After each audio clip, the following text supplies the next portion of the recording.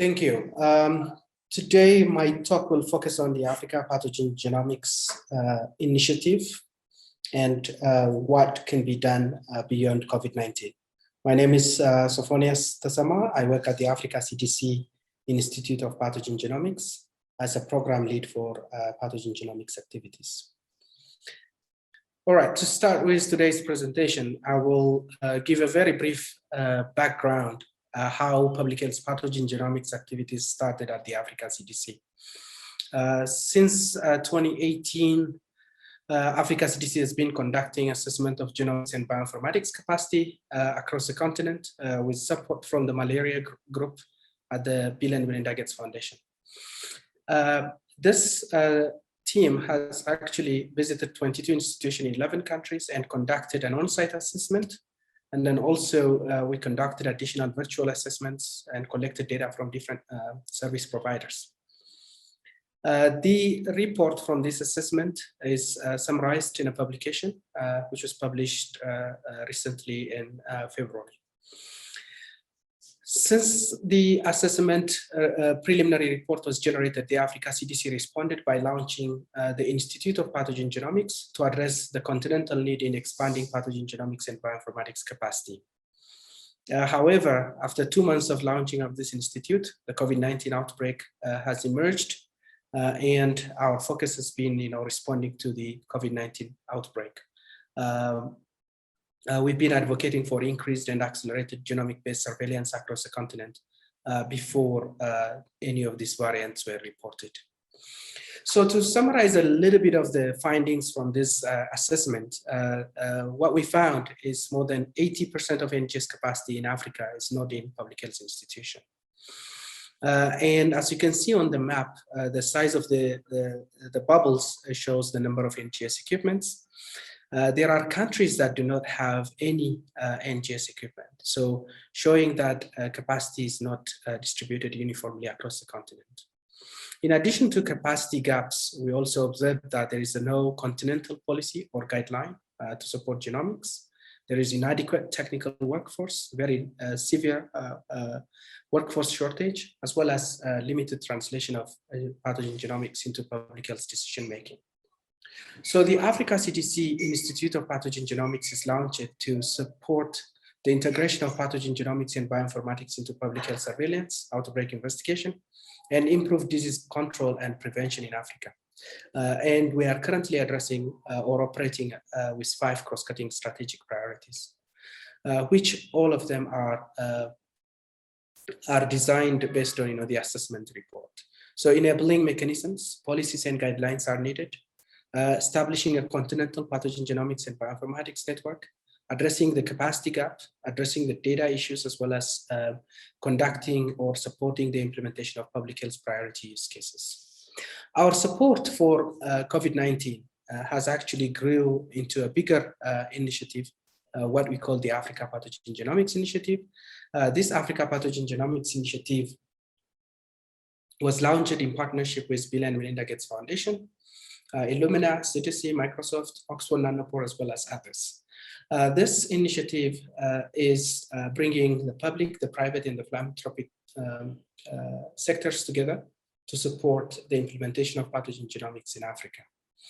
The initiative has 5 components. The first one is strengthening the Africa CDC Institute of Pathogen Genomics. As I said, we have a gap in terms of continental policies and guidance. So leadership, coordination, and resource mobilization is needed at a continental level. Creating enabling mechanisms and policies are also needed. So the Africa CDC Institute of Pathogen Genomics is tasked to develop that. Coordinating and creating a continental network, African Pathogen Genomics and Bioinformatics Network, as well as strengthening the capacity of the network. As you saw on the map, there is a non-uniform distribution of capacity. So how do we leverage the existing capacity to support pathogen genomics in Africa? The third gap is the data gap, and Africa PGI has also prioritized the data architecture and systems to address the data analysis, interpretation, utilization, sharing, archiving, and storage, all of those issues that are related to data. The fourth is NGS Academy, which will address the workforce development in genomics, bioinformatics, as well as basic genomic epidemiology across the continent. The fifth is implementation of high impact genomic use cases. So to just give you a little bit of background, since the COVID-19 outbreak, the Africa PGI has been focusing on supporting acceleration of SARS-CoV-2 sequencing in Africa. Africa CDC, jointly with the WHO Afro, created a continental sequencing network to respond to the COVID-19 outbreak, as well as other emerging pathogens. This network has 3 layers. The top one is the specialized genomics and bioinformatics centers. The second layer is the regional COVID-19 sequencing laboratories. And the third is national level sequencing laboratories. So all of these are generating sequences at different levels, but ideally the specialized genomics and bioinformatics centers will provide support for the regional and the national lab, and the regional labs are expected to provide support for the national level labs. So since 2021, after the report of variants, we've been focusing on operationalization of this network, coordination, as well as leveraging the existing capacities to provide access to sequencing for our member states, as well as promoting data sharing from member states. So what is in our acceleration plan? Our acceleration plan plans to start simple and establish routine surveillance, leverage on the existing capacity in the continent, support capacity building, training, reagents, equipment upgrades, as well as automation, support sample referral process, MTA, material transfer agreements, making sure that permits and logistics are available, and support data analysis, sharing, and reporting. So our operation plan is actually often focused on this closing the loop between member states where the sampling is done and the regional hub where the sequencing is conducted. So from member states, we are addressing the challenges that are related to sample referral process, standardization of metadata, making sure that import permits and material transfer agreements are in place, making sure that courier services are in place as well. Once the samples reach to the regional hub, then at the regional hub level, we have tasks that are related to supporting the regional hub when it comes to personnel and training, reagents and supplies, quality control, equipment upgrade, and automation. Once the data is generated, making sure that the data is reported back to the countries in a very standardized manner, as well as making sure that the turnaround time is reasonable for sending the data in a timely manner to the countries. So the Africa PGI has been supporting this regional hubs and specialized centers. One by subawarding to these laboratories to support personnel and address the immediate needs. The second one is together with the private sector, Illumina and Oxford Nanopore Technology. We've been also supporting sequencing reagents, and we are also in discussion to upgrade equipments as well as conducting trainings. So where are we now? If we look at the sample referral process, since February 2021, more than 10,000 samples from 30 countries were referred to 8 regional hubs. As you can see on the graph here, the number of samples that are being referred is increasing over time. So how does that translate into sequencing output? This is based on the number of sequences that are shared to us or to GIS-8. As you can see, nearly 15,000 genomes have been generated in the last 2 years. But almost 10,000 of these sequences are generated in 2021, in the last 5 months. These sequences are originating from 42 countries, and majority, or about 80% of these sequences are coming from the labs that are supported by Africa PGI.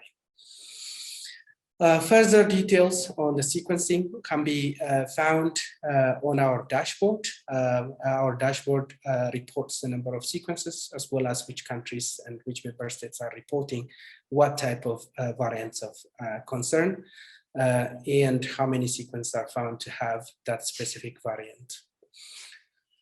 Despite the progress, we have several challenges that are remaining to be addressed. The first one is limited sequencing capacity in the continent and limited throughput.